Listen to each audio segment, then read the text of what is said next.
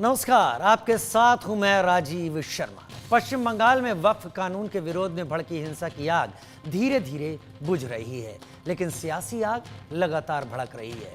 मुर्शिदाबाद की हिंसा पर बीजेपी बार बार सवाल खड़े कर रही है।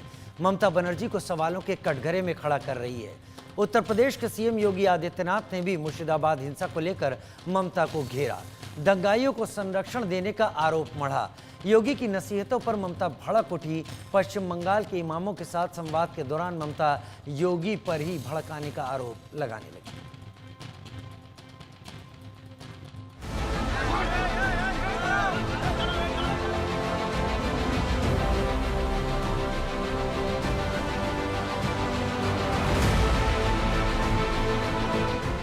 वक्फ के नाम पर जिन्होंने बंगाल को जलाया, विरोध के नाम पर जिन्होंने मुर्शिदाबाद को सुलगाया, आगजनी की, तोड़फोड़ की, पुलिस पर हमला किया, हिंदुओं को निशाना बनाया, उन दंगाइयों का इलाज क्या है?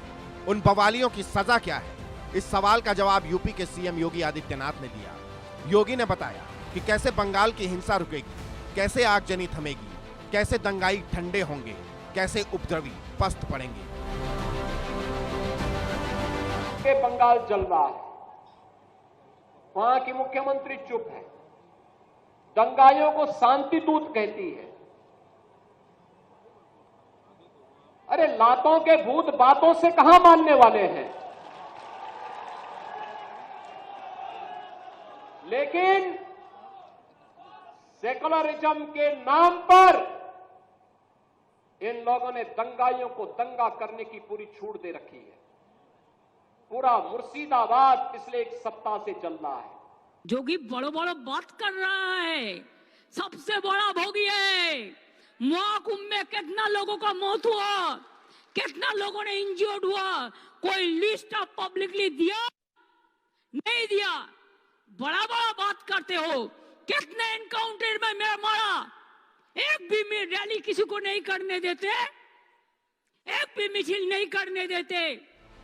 दंगाइयों को ठंडा करने की योगी की नसीहत पर ममता तिलमिला उठी है। योगी के बयान पर बौखला उठी है।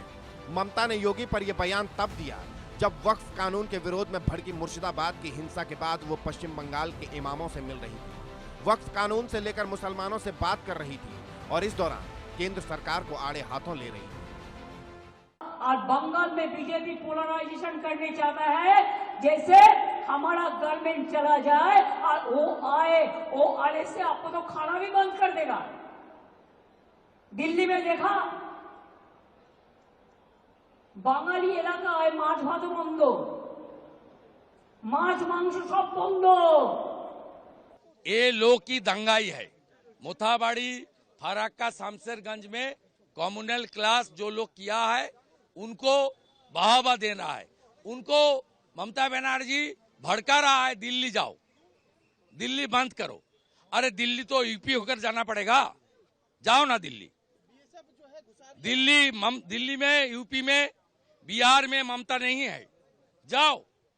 नीतीश कुमार जी है, योगी आदित्यनाथ जी है।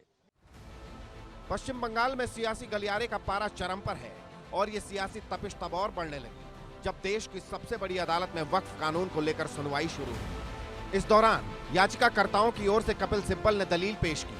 उन्होंने नए वक्फ कानून की खामियां गिनाई।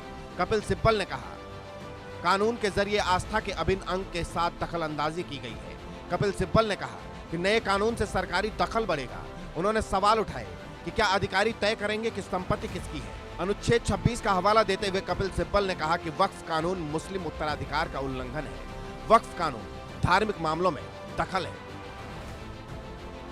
सुप्रीम कोर्ट एक एक कर सबकी दलीलों को सुन रहा है, लेकिन वक्फ एक्ट पर सुनवाई के बीच सियासी गलियारा भी फूक तप रहा है।